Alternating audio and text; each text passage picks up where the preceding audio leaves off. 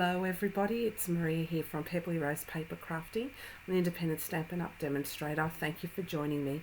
Today I'm going to be showing you a card using the Snow Front stamp set, which is a photopolymer stamp set, and it is in our new Occasions catalogue. And also I'll be showing you a card that features the Birch stamp set, and everything else I will show you as we go along.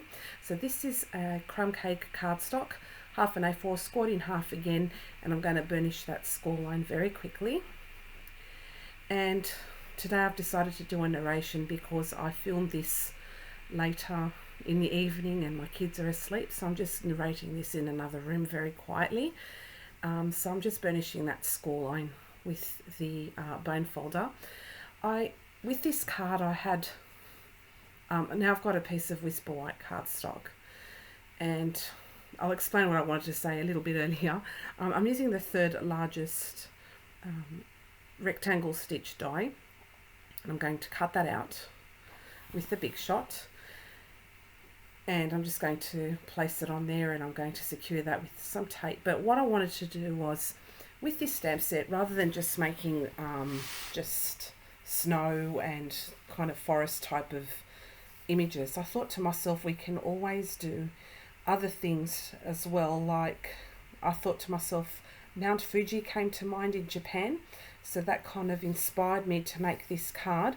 So that's the vision I have for this card, is a Japanese spring themed card with the beautiful cherry blossoms. I thought that it would be a wonderful idea to do that. So I'm just going to put the die through my Big Shot, and I think that's it with the Big Shot today. So I'm just going to take that out very carefully with the painter's tape, and I just love the stitched details on the sides. I'm just taking that off now. And yeah, so I thought, I hope this will, work out well. I really enjoyed making this card, and I hope you like it. But it really inspired me looking at that stamp set, not just for snow, but for so many other kind of scenes. So I thought it would be fun to do something different other than a Christmas theme. So with that piece of Whisper White cardstock, I'm just going to bring in my craft mat, which I forgot to bring in earlier. But before I do that, I'm going to use the Birch background stamp.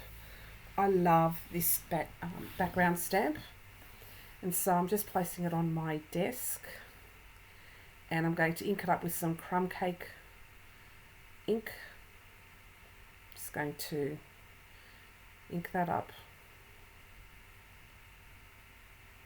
and then I'm going to add the cardstock over the top and just press it down. So I just go over the top. That's the easiest way with these kind of backgrounds, and I was going to bring a piece of paper, but in the end I didn't really need it, so I just used my fingers to press the image into the cardstock there with the ink. Just rubbing, and yeah, just make sure, so I really rub it well, and I'm going to bring it up, and it inked up perfectly, so I was really happy with that. I'm just going to clean up my stamp with my chamois, give it a good wipe,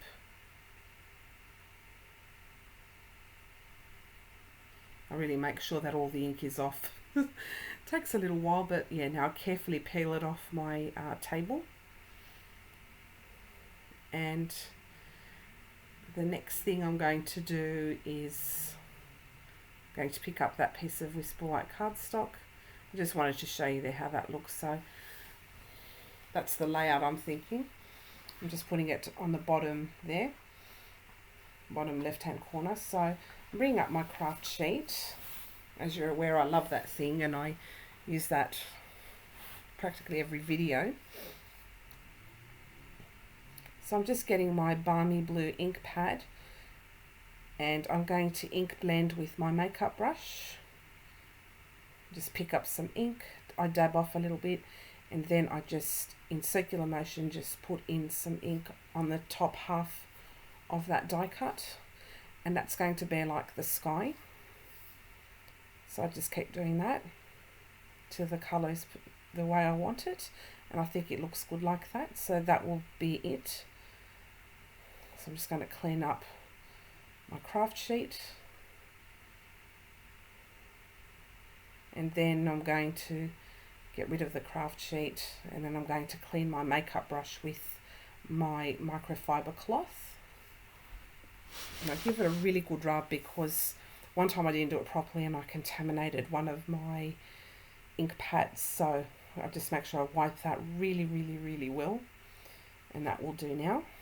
And so I'll just grab my stamp set, and I'm going to use that mountain image, that mountain stamp, and I'm going to stamp that near the top there. So I've just got a piece of copy paper there so I don't make a mess on my table. And I'm going to grab my early espresso ink pad, and again I'm going to use that mountain scene. So I'll just ink up the stamp. I'm going to stamp it directly on there, just a little bit further down from where it's a little bit lighter.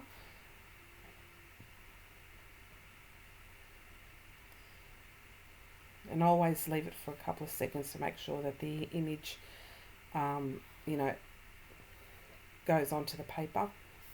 I just gave that a wipe. And then I'm going to grab like the large tree there, but I'm only going to ink up just the branches in early espresso again, and I'm going to stamp that towards the bottom on the right hand side, and I'll do the same on the left hand side, just the branches. And that's stamped beautifully. It's a beautiful stamp set. It's not just for snow scenes. You can use this for anything. It's really good. So I'm just giving that a good wipe with my chamois. And then I'm going to get some smaller trees, and I'm going to ink those up. Oh no, I think I've changed my mind. I'll ink them up later, but I've just got that squiggly line which you can use for water or even anything you wish, really. It's just the sky's the limit with these kind of stamp sets. You can make them into anything. I'm just going to use that as like a shadow for underneath the mountain. So I'll just put that on my acrylic block, and I'm just kind of thinking what to do. So no, that's not going to work that way either. I don't know what I'm thinking, but I'm going to use that with some crumb cake, and I'm just going to stamp off and then stamp directly underneath the mountain, so it looks like shadows. And that worked out really beautiful. I like that. And then I'm going to, I don't know what I'm going to do next. What am I going to do now? Going to clean that up. And then I'm going to use my Pear Pizzazz ink pad. I'm going to ink up the stamp. I'm going to stamp off again. And I'm going to stamp underneath or close by that other image there. So it looks like there's a bit of grass in the distance. And then I'll just stamp on a few more times. And just get generational images there. So I'm just wiping my block. And then I'm going to grab the smaller tree. So I'm just trying to work out where to put them. So I'm inking it up in early espresso again. And I'm trying to use the two smaller trees there on the end. And I'm going to stamp off a couple of times. And just to give like, yeah, the illusion of small trees everywhere. So I stamp off and then I stamp on another 2 times, stamp off onto the actual image. I need to wipe off that excess part. I didn't want any of the larger trees. So I'll just stamp that a couple of times. So it looks like you've got lots of trees in the distance as well because they're a bit lighter.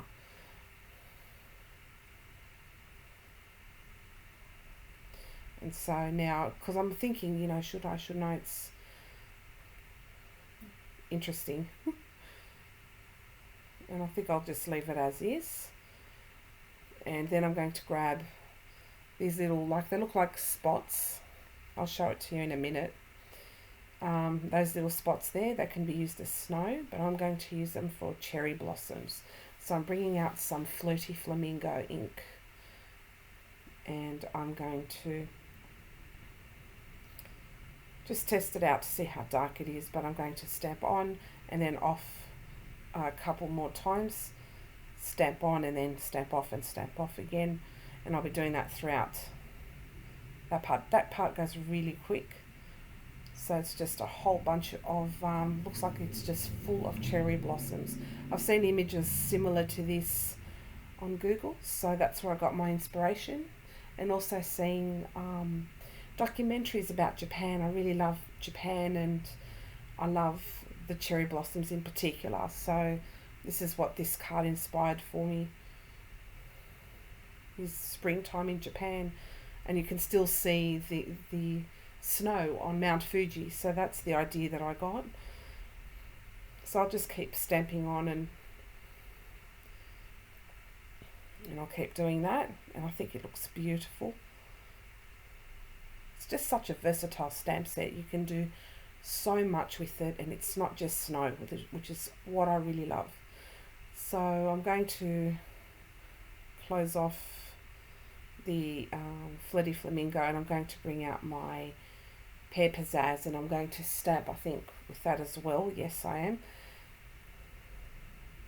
Just to have a bit of greenery in the background as well, so it's not just the cherry blossoms, you can also see a bit of green throughout. So I just stamp off and then stamp on a couple of times on the image there.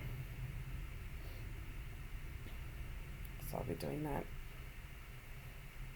I'm still keeping this to real time. I'm not going to edit it and make it go any faster, but it just comes around really quickly, and it looks so beautiful. It's like you painted it yourself. And that's what I love about stamp sets like these, is that you can layer them any way you like, and you can make them to be whatever you want. So it's brilliant. So the next thing I'm going to do, I was thinking of adding like the house image and stacking it on top of each other and making it look like one of those beautiful Japanese buildings. I don't know what they're called, but they're temples or something. They're stunning, but then I changed my mind. So I'm just looking at the layout, and it looks really lovely with the birch background. I think it's stunning. But I feel that there's something missing, and I think that the pink, there needs to be a darker shade as well. So I'm just looking at it, trying to make up my mind. So what I'm going to do is I'm going to come back and get some more ink.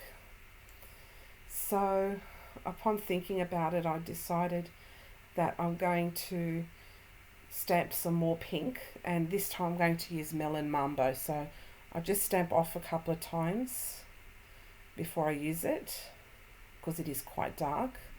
Still want there to be a light pink, but I want it to be a slightly darker shade as well. So I'm just stamping that all over, as I did with the Flirty Flamingo and the Pear Pizzazz.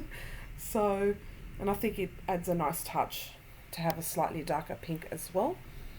So you have the different shades. It looks really good. I'm quite happy with that.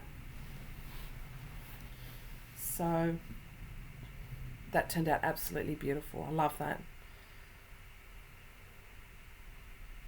So now, that was Melon Mambo. So I found a trick as well, that if you, like, I'm trying to clean off the stamp, and Melon Mambo really stains the stamps. So what I'm going to do is I'm going to go off now, and I'm going to bring in my stamping mist.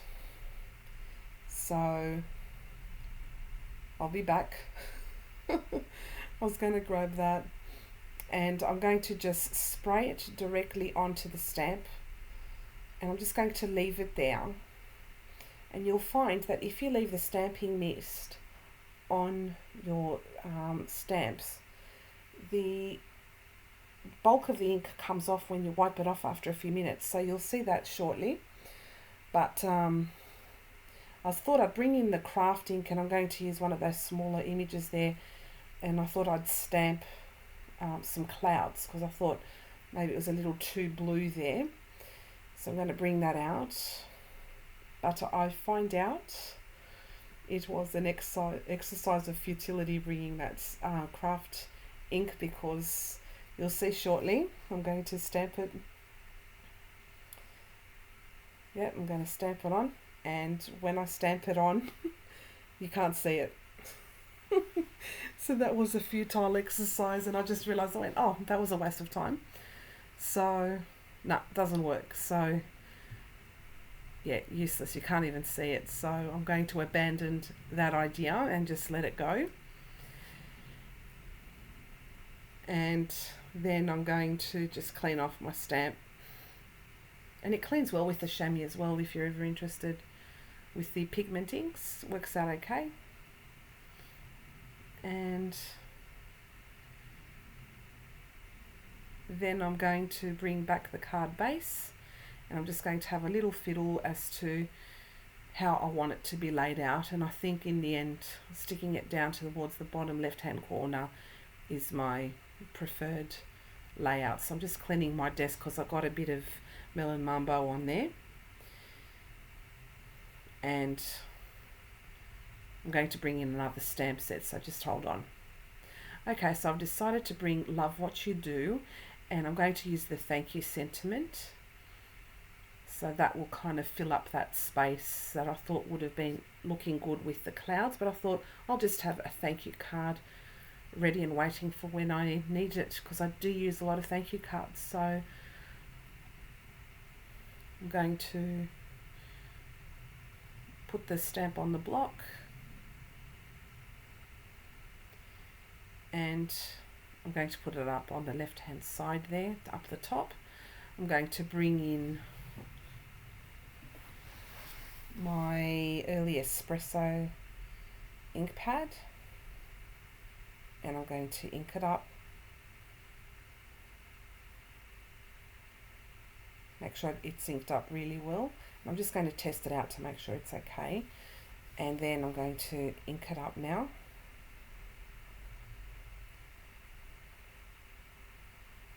And I'll keep it down for a couple of seconds to ensure that the image transfers. And yeah, it turned out really lovely. That looks beautiful. So I'm really happy with the way that turned out. So I'm just giving my stamps a bit of a clean, and I'm going to leave the stamping mist on now, and I'm going to spray a little bit more of the stamping mist on where I had the melon mambo.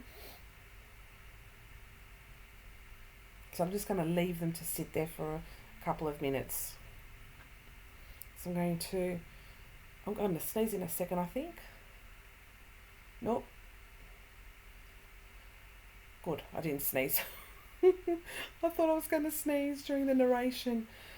So I'm just going to get some glue, and I'm going to glue that down.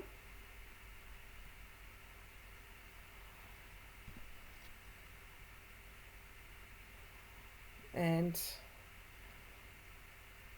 I'm going to put it around the bottom left hand corner, and I think it looks really good that way, because I like to be able to see the Birch background stamp.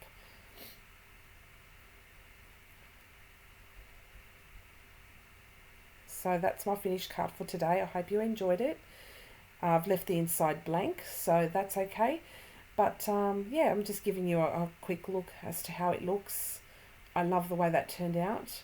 You can purchase all of these stamp sets. You can purchase the Love What You Do stamp set. This is a beautiful stamp set. I love it. You can purchase the Snow Front stamp set from the 4th of September. That will go live then. But really, you get so many beautiful images that you can just mix and match it any way you please and create your own scenes. And of course, the Birch background stamp is one of my favourites. So thanks so much for coming past, and I hope to see you again next time. Bye.